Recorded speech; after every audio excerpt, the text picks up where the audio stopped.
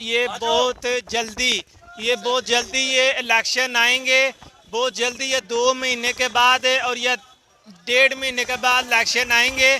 तो ये इसके बाद हम जब भी इंतज़ार करेंगे, हम इसको बाहर निकलेंगे। बाहर निकल के हमने ये इनको लोगों को दिखाना है, हमने ये पीटीआई को वोट देना है, हमने और किसी को वोट नहीं देना। इंशाअल्लाह ये इमरान खान वज़ीर आज़म जरूर बनेगा इंशाअल्लाह। पाकिस्तान जिंदाबाद। ये जोन सा ये नवाज शरीफ है ना और ये शहबाज शरीफ, ये हुकूमत के बारे में ये बहुत ज़्यादा महंगा कर रहा है, महंगाई कर रहा है। तो ये जब ये ना इन्होंने आटा भी महंगा कर लिया है और चीनी भी महंगी कर ली है और इन्होंने पेट्रोल भी साथ महंगा कर लिया है। जहाँ जहाँ पे वज़ीर आज़म ये इमरान खान इंशाल्लाह बनेगा और ये महंगाई भी बहुत ज़्यादा कम हो जाएगी। और ये इनको क्या फ़र्क पड़ेगा, ये जो से ये नून लीग है ना, इनको जूतियाँ मारनी चाहिए, ये गलत कह रहे हैं ये।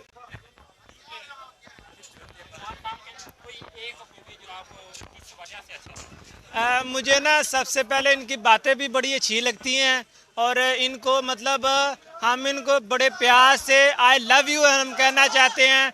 और उसके बाद हम ये इमरान खान जैसे जैसे ये बात करेगा या कराएगा, हम इनको गौर से सुनेंगे ताकि हमें हमारा पाकिस्तान महफूज और बेहतर हो जाएगा। तो ये 3 दिन से मैं आ रहा हूँ लगातार, तो यहाँ पे अभी जवाब नहीं मिल रहा कि ये गिरफ्तारी का होना है या नहीं होना। ये गिरफ्तार मतलब नहीं हो रहा। अब हमने यही करना ये है कि हमने ये दुआ करनी है, मज़ीद दुआ करनी है कि या अल्लाह इमरान खान को बचा के रखे, हम सब को पूरे दुनिया को बचा के रखे और ये मरियम नवाज़ को इसको बाहर भेज दें, ये कभी ना आए इधर से मुल्क से बाहर।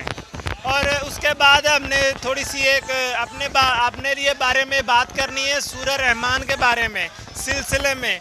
कोई भी मसला है, काला पीला यरकान, कोई भी मसला है कि ये 7 दिन आपने सूरह रहमान सुननी है कारी अब्दुल बासित की आवाज़ में बग़ैर तर्जमे के 7 दिन सूरह रहमान सुननी है। इंशाअल्लाह वो भी बिल्कुल ठीक हो जाएगा। और दिल को साफ़ करना है, दिल को काबा बनाना है, मदीना बनाना है और रोज़ाना रोज़े मुबारक की हाज़िरी भी या अल्लाह कबूल मंजूर फरमाए। आमीन सुम्मा आमीन।